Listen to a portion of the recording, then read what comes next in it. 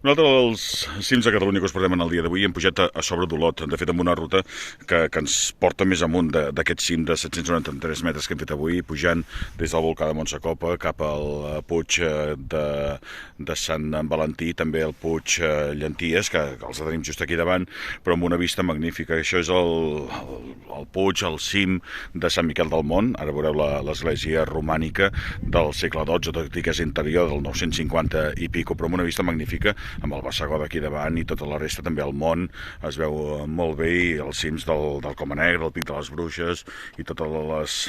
les cims del Pirineu, des del Puigmal, Canigot, etc. I aquí aquesta església que veiem, que la tenim just a darrere, que és l'església pròpiament dita romànica de Sant Miquel del Mont. I a l'altra banda, aquí teníem tot el que era la vall de Bianya i la vall d'Olot, a tota l'altra banda, mirant més cap a migdia amb el Puig Sacalm al fons.